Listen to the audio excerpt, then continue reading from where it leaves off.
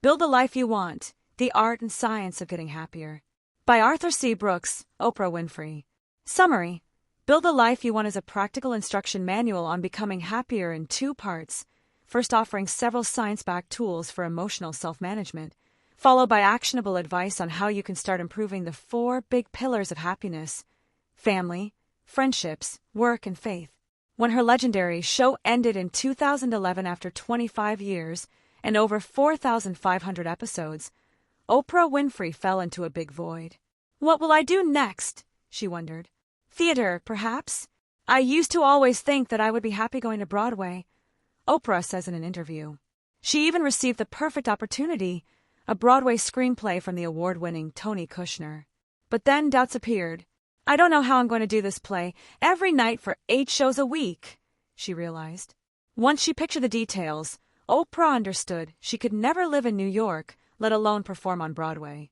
She had loved the idea, not the reality of it. Declining the offer came with one of the many lessons now in her new book, Build the Life You Want, The Art and Science of Getting Happier. Everybody wants to be happy, but few people define what happiness really means to them. Co-authored with Harvard researcher Arthur C. Brooks, this #1 NYT bestseller combines cutting-edge science with human stories to help you better manage your emotions and find happiness, as Oprah calls it. No matter how many stones life has thrown in your way, it's never too late to become a happier person. You can discover your natural mix of happiness and unhappiness with the PANAS test. The 4 biggest pillars of happiness you should work on are family, friendship, work, and faith. Let's learn how to be happier. Lesson 1. Even if life has dealt you a tough hand, it's never too late to turn your life around. Albina Quevedo was Arthur Brooks' mother-in-law. At age 93, as she lay dying in the same Barcelona apartment she had lived in for 50 years, she told him, "Such a difference with my life now. I am much happier than I was back then." Brooks was surprised to hear these words. Albina hadn't been able to walk for 2 years. She had also suffered immensely during the Spanish Civil War. What's more, after she gave birth to 3 children, Albina's husband abandoned her, sending her into poverty and single motherhood. For a few years, Albina felt miserable and hopeless. But then, at age 45, she enrolled in college to become a teacher. It was hard, but after graduating, she felt more empowered. She could now provide for her kids.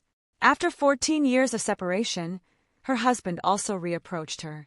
Albina didn't need to, but she took him back, and together they built a new, stronger relationship, resulting in a total of 54 years of happy marriage. The big lesson? No matter what happened to you in the past, it's never too late to become a happier person. Once you decide you don't have to wait for the world to get better, you'll discover there's always something you can do. Lesson 2. Do the PANAS test to discover your natural tendencies towards happiness and unhappiness.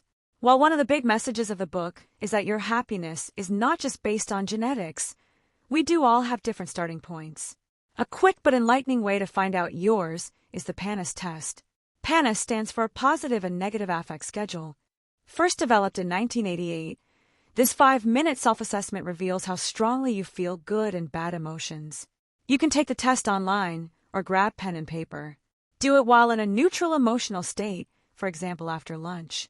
On a scale from 1 to 5, ranging from very slightly to extremely, rate how deeply you feel the following 20 emotions on average.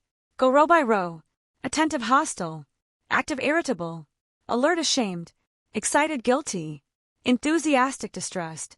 Determined upset. Inspired scared. Proud afraid. Interested jittery. Strong nervous.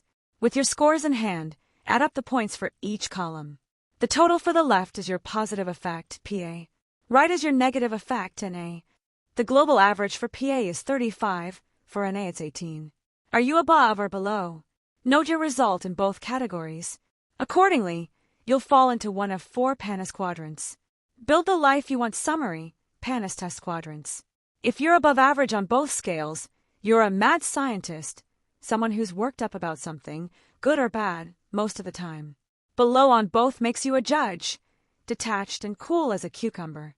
High NA, low PA people are poets who tend to see threats behind every corner. And high PA with low NA, those are cheerleaders, people who always focus on the positive. Naturally, everyone wants to be the latter, but that's neither possible nor necessary. Poets are creative, judges check our impulses, and mad scientists keep life interesting. Your role in life is unique, and your profile is a gift, the authors write. But no matter what your profile is, you have room to increase the happiness in your life. Lesson 3.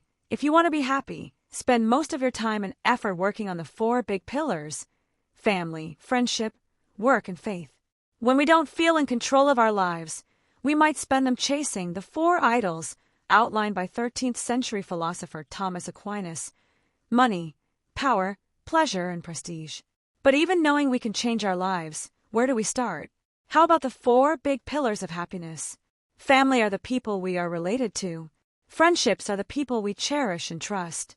Work is however we might spend our day trying to be useful to others and ourselves, paid or unpaid. Faith needn't be religion, but it should have a focus on something larger than yourself. Albina, for example, started by taking control over her work. The job offered her meaningful work, new friends from teaching in impoverished neighborhoods, and financial stability. With those, her family life fell into place. Here are a few tips to try for each of the pillars in your life. Family, make sure communication keeps flowing during conflicts. Friendships, focus on shared passions over transactional relationships. Work, if you lack intrinsic rewards and a feeling of being of service, consider a change. Faith, even if you're not religious, you could start mediating or frequently spending time in nature. Whatever you do, remember it's never too late to get happier. Discover your panis, start working on the 4 pillars, and build the life you want.